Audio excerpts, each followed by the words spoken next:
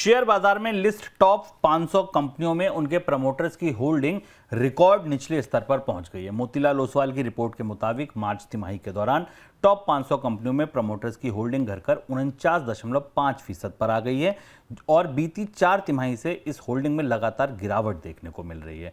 2024 की मार्च तिमाही में कंपनियों में प्रमोटर्स की होल्डिंग बढ़ी थी।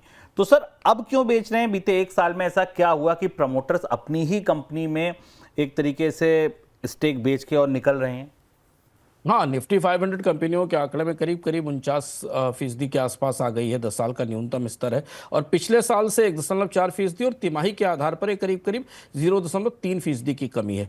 कारण बड़ा दिलचस्प है। प्रमोटर्स, जब इस समय मार्केट में वैल्यूएशन बढ़ रहा है, प्राइमरी मार्केट मजबूत है, कंपनियों के स्टॉक्स का वैल्यूएशन भी बेहतर है। अगर हाल की उठापटक को देखें तो इस QIP के जरिए प्रमोटर्स और स्टेक्स के जरिए के लिए हिस्सा बेचकर पैसा जुटा रहे हैं, जबकि इसका इस्तेमाल वो कुछ अन्य नए निवेशों के लिए कर रहे हैं। और इससे दिखता है कि भारतीय प्रमोटर्स अब अपनी कंपनियों से ज़्यादा मुनाफा लेकर कुछ दूसरे निवेश के विविधीकरण के रास्तों की तरफ जा रहे हैं। सर, एक और इंपॉर्टेंट चीज थी, ये इस पैसे का दरअसल कर क्या रहे हैं? क्या इस पैसे से अगर वो चाहें तो कंपनी में प्लॉबैक करके बड़े एक्सपेंशन कर रहे हैं, नई कंपनियां खरीद रहे हैं? क्या लग रहा है आपको कि इस पैसे का दरअसल हो क्या रहा है? अब चूंकि भारत में मांग नहीं है, FMCG के बारे में अभी हमने बात की, भारत में कैपेसिटी यूटिलाइजेशन अभी अधिकांश सेक्टर में क्षमता से काफ़ी कम है। डिमांड का परिदृश्य बहुत अच्छा नहीं है, स्लो डाउन की संभावना है।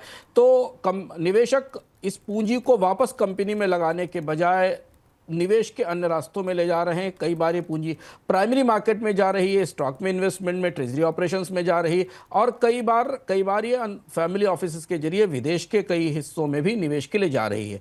आंकड़े में ये बता रहे हैं कि NBFC, टेलीकॉम और मैन्युफैक्चरिंग सर्विसेज से सबसे ज़्यादा प्रमोटर्स ने शेयर बेचे। ये वही बात शुभम उसी तरफ इशारा करती है कि ये वो सेक्टर है जो इकोनॉमी में ग्रोथ के साथ जुड़ते हैं सीधे। टेलीकॉम, इलेक्ट्रॉनिक सर्विसेज और मैन्युफैक्चरिंग, ये सारे ग्रोथ के साथ जुड़ते हैं। और इसलिए जबकि ग्रोथ की संभावना नहीं है, बाजार कमजोर है, तो निवेशकों ने प्रमोटर्स ने अपने हिस्सेदारी के शेयर की में मुनाफा वसूली की है, क्योंकि बाजार में उन्हें कीमतें अच्छी मिल रही हैं।